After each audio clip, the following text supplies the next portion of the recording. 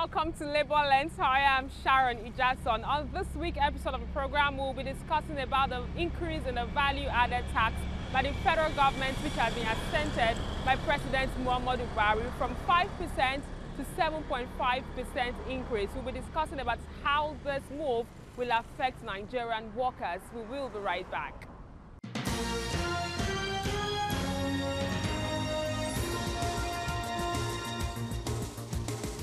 On 13th of January, President Muhammadu Buhari signed the 2019 Finance Bill into law.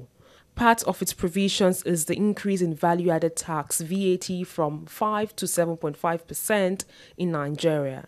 To many people, the implication of the increase in value-added tax is less purchasing power for ordinary citizens.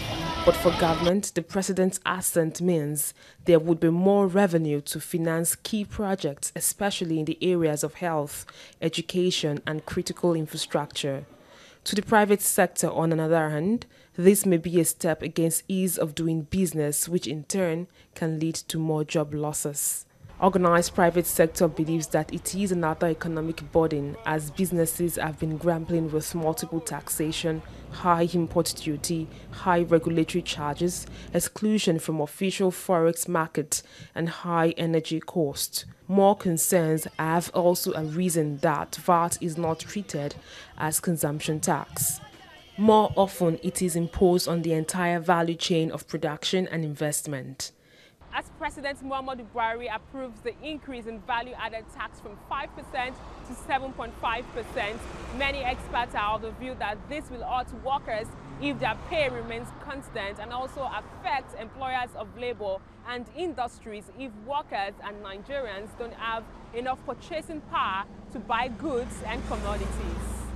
I'm not sure. Some labor leaders are also concerned about the hike in VAT, when many states are yet to implement the new national minimum wage of 30,000 naira. As a matter of fact, it will eat deep into the workers' pocket. It will affect the final ability to live well and to enjoy the fruits of their earning.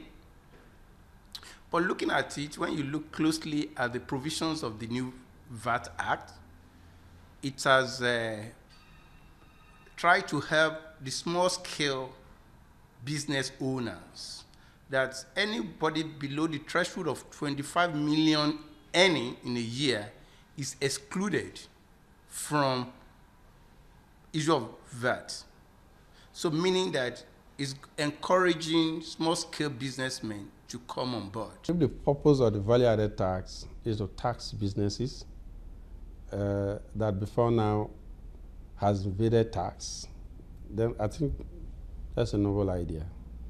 But if that will be extended to affect or increase what workers are already paying as tax, then I think there are actually going to be issues there. Because as it is right now, workers are already taxed. They paid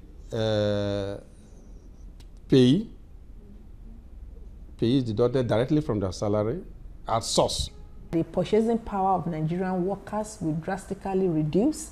And when the purchasing power of Nigerian workers reduce and the supplier, because the goods will become too expensive for a lot of Nigerians to be able to purchase, then it means that there will not be, the purchasing power also will go down. Then the companies will end up, because most of the companies now are still suffering from multiple taxation. So now that there's additional tax to be paid, although the tax is expected to be passed over to the consumers, but when there are not necessarily enough consumers, some companies may go down. Section 46 of the 2019 Finance Law expands the number of items exempted from VAT increase to include brown and white bread, cereals, fish, flour and starch meals, fruit, nuts, pulses and vegetables. Others are root crops such as yam, cocoyam, sweet and Irish potatoes, meat and poultry products, as well as salt and herbs of various kinds. Experts, however, want government to embark on a more aggressive tax payment enlightenment and expansion of tax net to capture more citizens, as less than 40% of Nigerians are tax compliant.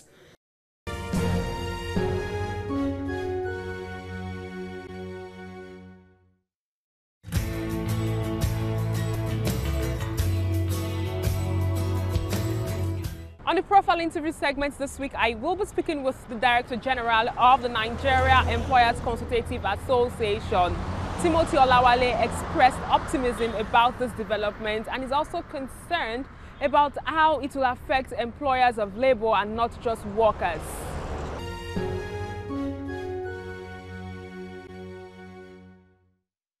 It's good to have you on the program. My pleasure. A lot has happened since our last conversation, and which most of it was about the need for the federal government not to actually sign into law the finance bill, which was incorporated with the increase in value-added tax, Yes. moving it up from 5% to 7.5%. Can you tell us, even though we are aware that it's supposed to kickstart in February, what are the employers of labor saying at the moment? Well, thank you very much.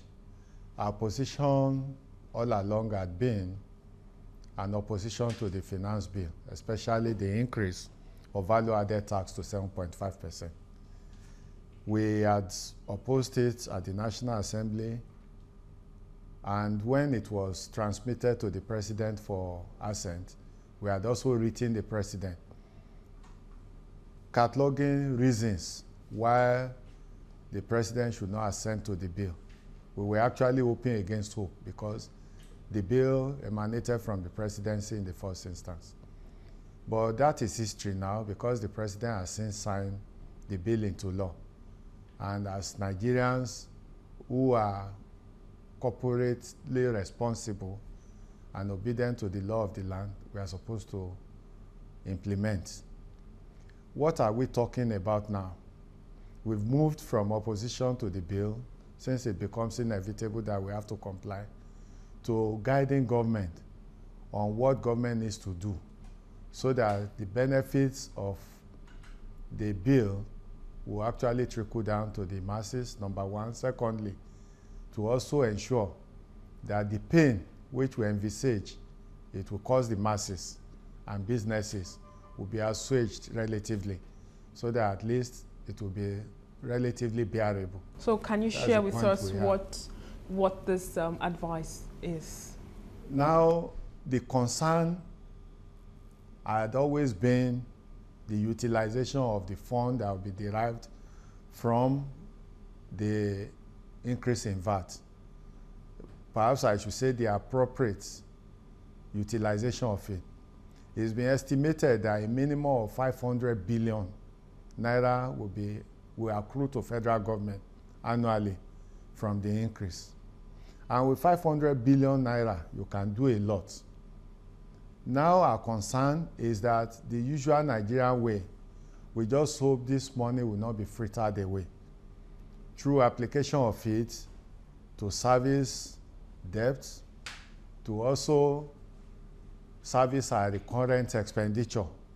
Rather, we expect that it will be applied to those budgetary subheads that will have meaningful impact on the Nigerian masses and businesses. And what could this be?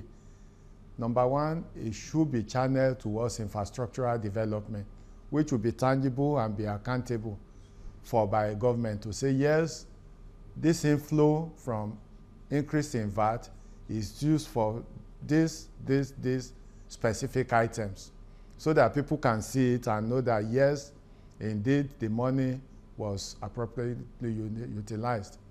We don't want a situation where it will be used to fund the appetite of the ruling class for the pleasures of life, where it will be used to fund frivolous expenditure, and there are lots and lots of them, where it will be used to fund expenditures that we know are conduit pipes for corruption, Rather, specifically, there are many dilapidated roads in the system, especially those that are also connected with business.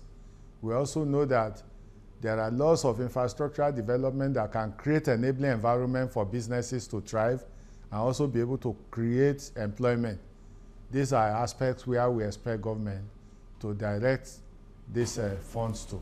What you've shared with us is it's okay to say it's expectation of Yes. good governance is what the organized business sector will be expecting from government from the increase in the value-added tax. Yes. But my concern, or the concern of many experts, is it's only 15% of whatever is generated that goes to the federal government. Of course. The rest of it goes to the state government and the local government. If we have a local government that is not autonomous, what would be your expectation, be it from the legislative arm of government or the state governors, in ensuring that the people or the business people get value for their money? When we say government, we are actually not referring to only the federal government, even though the federal government is the most visible of the levels of government. But governance cuts across the three tiers: federal, state, and local government. But what we are saying in essence is that much more is even expected of the states, especially from their agonizing and cries for increase in revenue that accrues to them, especially to enable them pay the new salaries, the increase in minimum wage. But we dare say that the essence of the increase in VAT is not to address that. We've always said that the state governments have the capacity to conveniently even pay the minimum wage without a recurrence to increase in revenue. And we have always said that they only need to do two things: cut drastically the cost of governance, and secondly, reduce frivolous spendings. And there are many that we know are just conduit pipes for them to enrich themselves and their cronies. Take, for instance, the issue of the security fund that accrues to them every month that they do not have to account for, which runs into hundreds of millions and in many instances cuts across the entire states of the Federation. Take also, for instance, the several retinue of political appointees. At the last count, we had a state government that in one sweeping proclamation appointed 1,500 political aides. How do you account for the reasonableness of that? And this cost a very large or huge chunk of taxpayers' money. So these are instances of frivolous spending that we feel they should eliminate or eradicate. Who says a state government cannot effectively operate with 12 commissioners? Why must you have over 20 commissioners? And so on and so forth. So conveniently, the state governments can take care of salaries of their and wages of their workers without recourse to the VAT. Now, with regards to the VAT, just like we say in the instance of federal government, the revenue accruing from VAT should be used to develop infrastructures.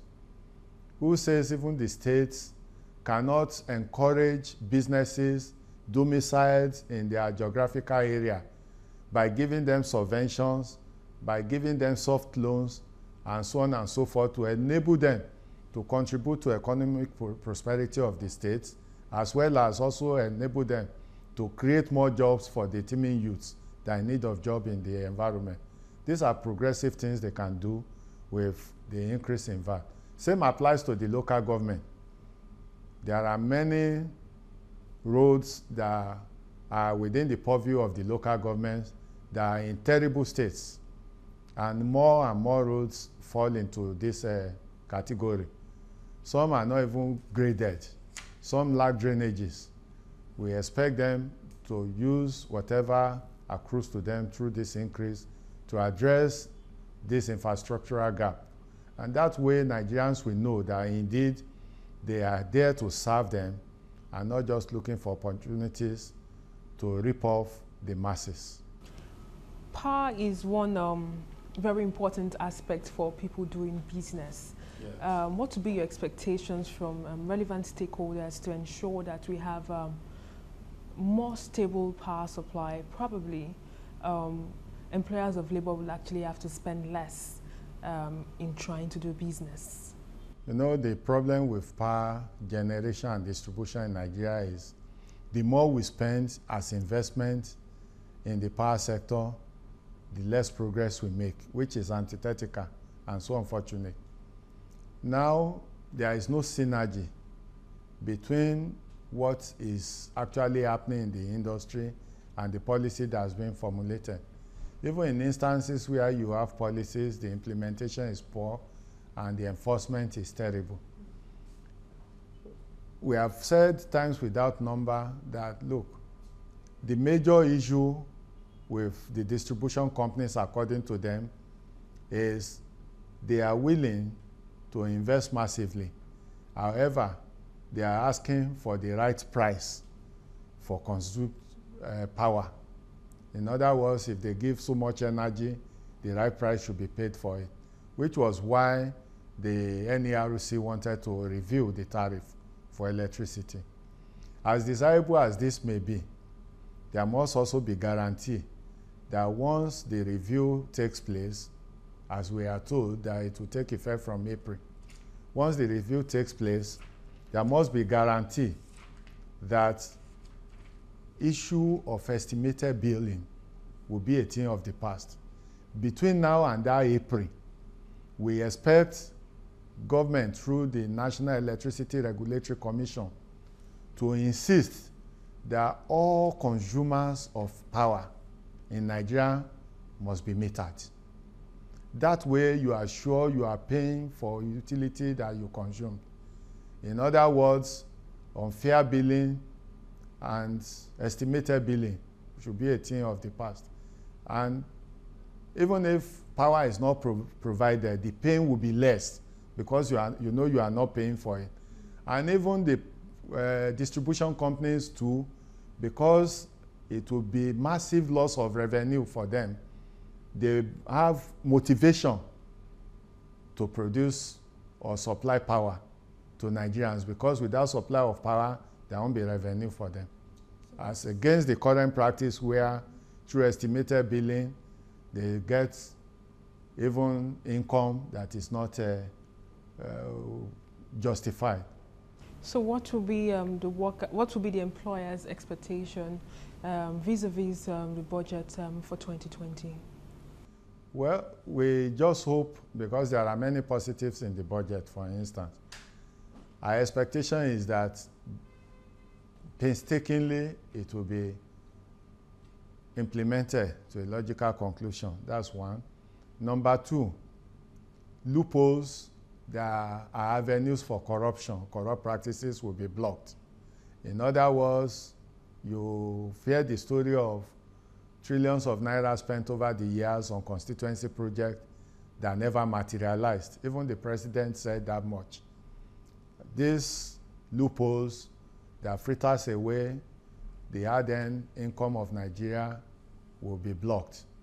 And finally, with regards to implementation, now that we are back to the January to December budget cycle, it is our hope that every hands will be on deck to ensure that we do not only effectively implement, that the benefits trickle down to the general masses.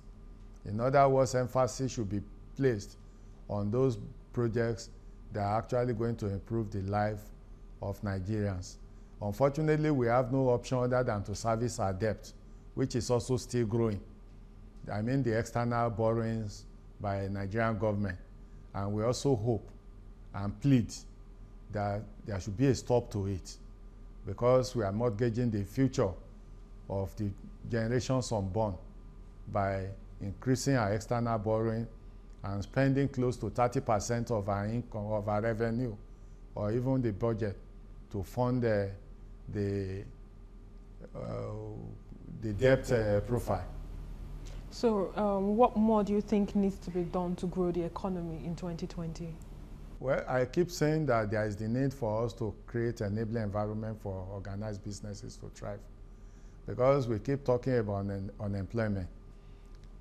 Granted that government is trying to create jobs through Empower, through one initiative or the other, but these are haphazard attempts at solving the problem.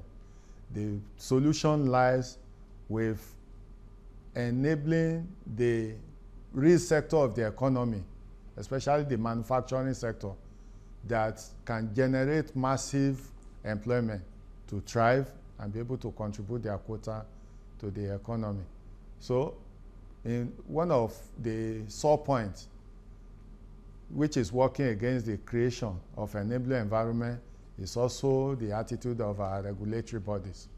Government should also direct the regulatory bodies to soften their stranglehold on businesses. In other words, 2020 and beyond, their activities should not be pecuniary driven. That is, seeing the private sector as only port or gold mine, where they will continue to make money for government or for their personal purse, albeit through illegal means or outside the confines of the law. Many professionals, finance professionals, are of the view that rather than the government increase the value-added tax, they should have focused on ensuring that they capture much more people Yes. to pay the value-added tax.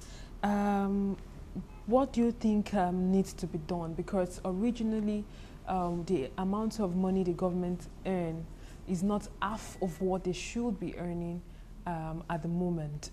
What do you think needs to be done as an expert in such a situation? In fact, it's been said that about 30% of Nigerians pay taxes, both corporate taxes and pay-as-you-earn taxes. Now, the issue is the tax net is wide, yet very few, a third of tax-paying community are captured into tax net, which was why all along we've been asking government, rather than increase the burden on those that are compliant, which amounts to punishing the few that are paying when you increase the burden on them, more people should be captured in the tax net. And how do you do this? Number one, the majority of businesses in Nigeria are in the informal sector. We have also said that government should work and put machineries in place, strategies to formalize most of these informal sectors so that they are captured in the tax net. There are many issues that are of concern to them that makes them shy away from formalizing their businesses. And it's not only taxation that government is losing out on. Even the workers working with them are also at the negative receiving end. They evade payment of pension. They evade payment of compensation with regards to protection of employees with regards to occupational and safety hazards. Taxation is just one bit of it, and so on and so forth. So, government will do well by working with the private sector to ensure that as many businesses that are in the informal sector are formalized. And incentives can even be given to them. Tax reprieves can be given to them. Because if you give tax reprieve to informal businesses to say, okay, the first 2 years, you'll be given tax holiday. Once you formalize and you are captured in the tax bracket, it means after 2 years, you continue to earn taxes from them. And I am just saying that government should not be penny wise, pound foolish. You have to invest in today for you to earn long term tomorrow. Finally, NECA is going to be holding a job fair anytime from now. Can you tell us why it's imperative for you to have a job fair at this point in time? The NECA job fair is on the 30th of January. What we are trying to do is to also support government's endeavor to resolve, at least to a large extent, the issue of unemployment in our system. It's not going to totally abate through a job fair, but at least we will have the opportunity of bringing industry or businesses directly in contact with unemployed youths and those that are actually looking for jobs. That way, through this platform, businesses, recruitment agencies will be able to interact directly with the candidates. They'll be able to guide them on what needs to be done. Because even access to those industries happens to be an equilibrium tax for most of these jobless people. Now you are going to see them directly. You'll be able to discuss your issues with them. They'll be able to guide you with regards to your CVs and your certificates. They'll even be able to counsel you on your line, because you might assume, oh, I'm looking for this type of job. And when they look through the details that you present to them, they'll be able to attend you that, look, there is no opportunity there, but we have this opportunity. If you are interested, you key into it. Otherwise, for those who cannot be absorbed directly at the job fair on the 30th of January, it will be an opportunity for them to be included in the data bank of these companies, so that as the need arises for them to do further recruitment, they'll be able to reach them directly. It was an interesting conversation I had this morning. It was my pleasure. Thanks very much. And that's all we can take on today's edition of the program. Join us next week for a fresh edition of the show. I am Sharon Ijason. Thanks for watching, and remember, labor creates wealth.